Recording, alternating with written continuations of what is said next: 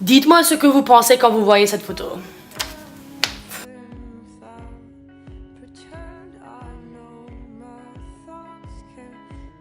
Waouh, oui, c'est sûr que quand je vois une photo pareille avec des citations aussi dégoûtantes, ça me choque parce que je suis victime d'une même situation. Je trouve que la photo est intéressante car je remarque que la femme qui a été violée est inconnue, donc d'une certaine manière, elle est dépouillée de son identité. De plus, c'est affreux et même ridicule que les individus qui ont prononcé ces paroles sont des personnes qui sont tenues en haute estime. Et normalement, le procureur est chargé de présenter le cas dans un procès criminel contre un individu qui a enfreint la loi, dans ce cas le violeur. C'est une personne qui aide les victimes et qui est considérée comme une personne avec de bonnes intentions. Le fait qu'il voit le viol comme du sexe mauvais est révoltant, non seulement parce que le sexe est une chose sacrée, mais parce que le viol ne consiste pas que du sexe, mais de l'abus. L'acte est réalisé par la force physique, coercition et la forfaiture. Rien de sacré dans ceci. De plus, un directeur d'une école est une personne éduquée qui est respectueux et juste envers les étudiants de son école. Mais ici, nous voyons qu'il considère que le violeur n'est qu'un salaud. Mais mon violeur et la violeur de la femme dans la photo sont des personnes qui évitent le pouvoir, qui désirent faire du mal, qui ont un comportement sadique. À cause de cette personne, elle et moi passons nos journées en tant que victimes. Nous sommes persécutés tous les jours car nous avons peur que ça se reproduise. Et finalement, ce que le violeur, l'autre étudiant, a dit à la fille prouve que notre société possède une perception floue de qui est le coupable, le responsable. Aucune personne ne mérite d'être victime de viol, mais les femmes sont enseignées de ne pas se laisser être violées. Et ceci dit, les femmes sont les vraies victimes qui souvent ne sont pas prises au sérieux à cause du sexisme. Cette photo et ces citations démontrent que notre société a une perception erronée du viol et de l'abus. Dites-moi ce que vous pensez quand vous voyez cette photo.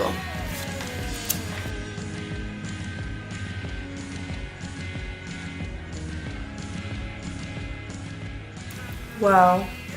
Cette photo m'intrigue parce que ça me concerne. Ça me concerne car j'observe un environnement plutôt professionnel grâce au costume des personnes. C'est évident que la femme n'est pas incluse dans le lieu de travail, mais pas que littéralement déplacée à part. La manière dont elle se tient est très sérieuse. Elle a les épaules en arrière et une posture très raide. Son langage corporel lui donne l'air d'être très appliquée dans son travail. On dirait aussi qu'elle est plus attentive, ce qui signifie qu'elle est obéissante et soigne son travail. Elle fait tout ce que lui est demandé parce que je sens qu'elle sait qu'il y aura des répercussions horribles parce que c'est une femme dans un univers viril. Sa posture est différente de celle des hommes dans le fond. Je vois que les hommes sont plus décontractés, quelques d'entre eux avec leurs mains dans leurs poches. Les mains dans les poches sont un signe de relaxation. Ils ne se sentent pas obligés de parler ou de continuer leur travail. Ils ignorent la femme et profitent de son travail, sans la compenser justement.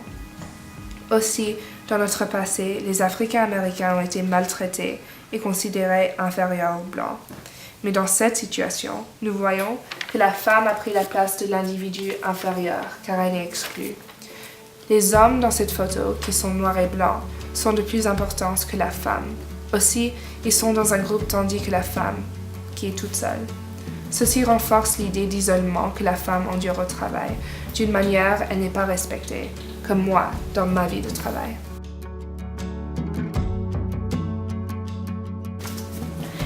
Qu'est-ce que vous en pensez quand vous voyez ces photos?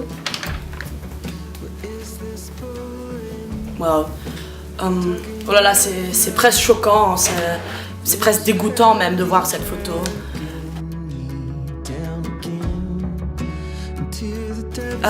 Les mots expliquent que le prochain homme qui va avoir des rapports sexuels avec cette femme n'est pas le premier, ce qui signifie que la femme a eu une grosse quantité de rapports sexuels, ce qui est vraiment une grosse généralisation. Non seulement est-ce ceci une humiliation qui rabaisse les capacités mentales de la femme, mais ça démontre que les hommes ont une perception des femmes en tant qu'objet sexuel. Intéressamment, dans cette image, la femme est comparée à un Aston Martin. Rien de plus qu'un objet luxueux qui démontre le matérialisme d'un individu. Donc, je crois que cette photo décrédite la femme en tant qu'humain, mais l'illustre comme un objet qui est facile à trouver et facile à exploiter. Aussi, cette comparaison d'une femme à une voiture prouve que les hommes jugent les femmes la plupart du temps en fonction de leur apparence physique. Aussi, nous voyons que cette pub pour Aston Martin est dirigée envers les hommes. Ceci dit, la notion du sexisme apparaît car la voiture de sport est en vente pour les hommes. Donc, la femme est vue comme un passager dans la voiture qui est dirigée par un homme. De la même manière, elle est dirigée par un homme dans sa vie de tous les jours.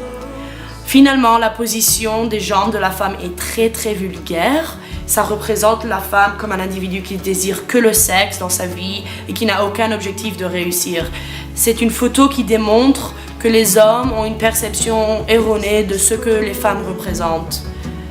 Mais nous savons qu'elles ont tous un but à atteindre dans leur vie. Dites-moi ce que vous en pensez quand vous voyez cette photo.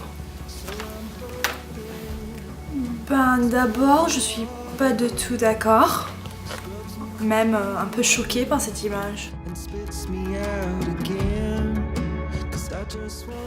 Ce qui est écrit sur cette pub pour Kenwood, j'avise à encourager les femmes de rester à la maison afin de faire toutes les corvées domestiques avant que leur mari ou le chef rentre à la maison.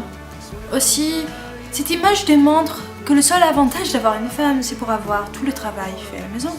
D'une certaine manière, ceci prouve que les femmes doivent obéir ce qui leur est dit afin de faire plaisir à leur mari.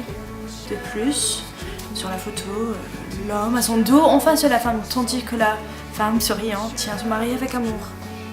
Le fait que l'homme ne regarde pas sa femme directement démontre qu'il n'a pas le désir de parler à sa femme ou n'a pas envie de le voir après une longue journée de travail.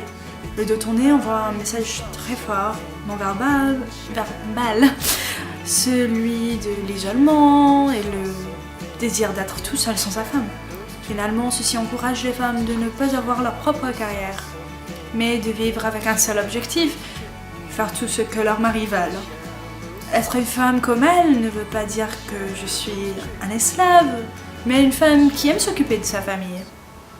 Ce qui me dérange dans cette promotion, c'est la promotion de cette mode de vie, car les femmes devront avoir les mêmes opportunités que les hommes.